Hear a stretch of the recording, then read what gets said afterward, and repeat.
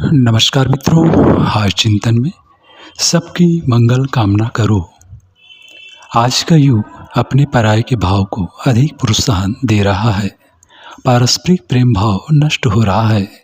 प्रत्येक व्यक्ति अपनी और अपने परिवार की सुख समृद्धि के लिए प्रयत्नशील है। परायेपन के भाव से संसार में पागलपन और मानसिक चिंताएं बढ़ती जा रही हैं। दुर्भावना और कलह का बोलबाला है। हत्याएं और आत्महत्याएं भी दिन पर दिन बढ़ रही हैं। यदि मनुष्य सर्वात्म भाव को अपना ले, सभी को अपना मानने लगे, तो ऐसी घटनाओं में बहुत कुछ कमी हो सकती है। इन बुराइयों को दूर करने के लिए प्रेम पूर्ण वातावरण चाहिए। यदि आप अपने प्रति अथवा ईश्वर के प्रति प्रेम करते हैं तो उसकी मात्रा में वृद्धि कीजिए और दूसरों के प्रति भी प्रेम करने का स्वभाव बढ़ाइए। प्रेम का यह कार्य पहले अपने घर से ही आरंभ कीजिए। पत्नी, पुत्र, भाई, बहन, माता, पिता आदि से प्रेम कीजिए। जब आप स्वयं विश्वास कर लें कि इनके प्रति प्रेम करने में सफल हो गए हैं, तब घर से बाहर निकलकर प्रेम की सरिता बहा दीजिए।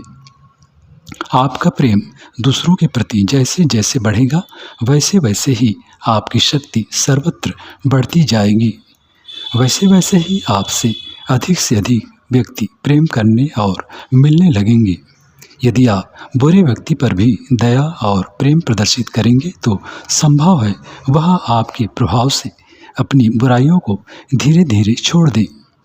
जो लोग आपसे द्वेष करते हैं, उनके प्रति भी द्वेष भाव मत रखिए और सदा उनके कल्याण की कामना कीजिए। जो आपके निंदक, पीड़क और शत्रु हैं, उनको भी बुरी दृष्टि से मत देखिए। एक लोकोक्ति भी है, जो तो को काटे बोबे, बाको बो तो फल। जिस व्यक्ति में प्रेम के गुण अभाव है, उसके प्रति प्रेम कीजिए। अपने आचरण से उसे प्रेम करना सिखाइए। बुद्ध, दयानंद, शंकराचार्य, गांधी आदि सब ने जन जन में जाकर अपना प्रेम में संदेश दिया। वे सबसे प्रेम करते और लोगों के दुख को अपना ही दुख समझते थे। ईसा के अनुयायी और प्रचारक लोग विभिन्न कार्य करते हुए अपने मत का प्रचार करते थे। उन्होंने धर्म प्रचार के लिए अनेक छोटे काम करने में भी अपने को हीन नहीं माना। उन्होंने अपने लिए कभी किसी प्रकार के प्रत्युपकार की मांग नहीं की। उनका उद्देश्य केवल सेवा और प्रेम था। उनके विरोधी उनकी हिंसा में लगे थे, परंतु उन्होंने प्रेम के बल पर ही अपने विरोधियों पर विजय प्राप्त की थी। सबकी मंगल कामना करो, इससे आपका भी मंगल होगा। उन लोगों के हित की बात सोचो जिनके हित की बात कोई नहीं सोचता। जो लोग भयभीत, अपाहिज, वृद्ध, रोगी तथा पतित हैं, उनके भी कल्याण की कामना करो। जहाँ कहीं किसी के दुख की बात सुनो, उसकी सहायता के लिए प्रयत्न करो। किसी की मृत्यु का समाचार सुनकर उनके प्रति संवेदना प्रकट करते हुए ईश्वर से उसकी सद्गति के लिए प्रार्थना कीजिए। ऐसी प्रार्थना बिना किसी को बताए भी की जा सकती है और यह आवश्यक नहीं कि मृत व्यक्ति अथवा परिचित ही हो। आपके मन में सब प्राणियों के लिए कल्याणकारी भाव जागृत होंगे। आप जब किसी व्यक्ति को अधिक बुरा पाएं, तब इस बात पर विचार कीजिए कि क्या यह संभ्रांत नागरिक बन सकता है।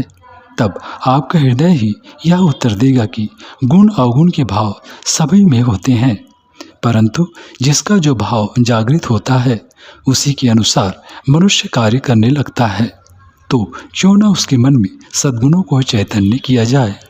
यदि उसके साथ प्रेम का व्यवहार किया जाए तो वह अवश्य ही सुधर सकता है। यदि आप सचमुच ही दूसरों की भलाई के लिए कटिबद्ध हैं, तो आपको मानसिक और शारीरिक बल की उत्तरोत्तर प्राप्ति होती जाएगी। आपकी प्रार्थना में भी वह प्रभाव होगा कि जो कार्य शारीरिक श्रम से साध्य न हो, वह उससे सिद्ध हो जाएगा। सच्चा प्रेम एकांगी नहीं होता, वह सबके लिए हितकर होता है। संसार में उसकी विद्यमानता कल्याणकारिणी होती है। यदि हम कोई कार्य अपने लिए ही करते हैं तो उससे हमारी आत्मा संकुचित हो जाती है, परंतु दूसरों के हित में किए गए कार्य हमारे विचारों को प्रशस्त करते हैं और उनके द्वारा हम अपने अभीष्ट पुण्य को प्राप्त करने में समर्थ होते हैं। सबके प्रेम करने वाले व्यक्ति के मन में अपने पराये का भेद नहीं होता, क्योंकि वे संकीर्ण विचारों के क्षेत्र से ऊपर उठकर विशाल विश्व में पहुँचते हैं। विश्व भर के सब प्राणी उनके पारिवारिक सदस्य होते हैं। उनकी ऐसी भावना ही संसार में प्रेम की भावों को जागृत करती है। मनुष्य की वासनाएं जितनी बढ़ती हैं, उनके अनुसार ही उसकी आवश्यकताएं बढ़ती जाती हैं। ये आवश्यकताएं ही मानव प्रेम में भीषण बाधा के समान उपस्थित होती हैं। इसीलिए ज्ञानी जन सबसे पहले अपनी आवश्यकताओं में कमी करते हैं। मानसिक चिंताओं को भी कम करने का यही एक सरल मार्ग है। मानसिक चिंताओं की कमी, आवश्यकताओं की कमी और वासनाओं की कमी, इस दिशा में प्रयत्न करते करते मनुष्य एक दिन विकार रहित हो जाता है, और जब उसके विकार मिट जाते हैं तभी वह सच्चा प्रेमी बनता है। इससे पूर्व कदापि नहीं बन सकता। मित्रों, जो मनुष्य अन्य मनुष्यों की और विशेषकर मनुष्योत्तर प्राणियों की भी सेवा में लगा रहता है, उसे अपने दुख दूर करने में आनंद नहीं आता, बल्कि स्वयं दुख पाकर भी वह दूसरों को सुखी करने में सुख मानता है। ऐसे मनुष्यों को स्वर्ग की भी कामना नहीं होती, बल्कि सच मानिए उनके लिए तो पृथ्वी पर ही स्वर्ग है।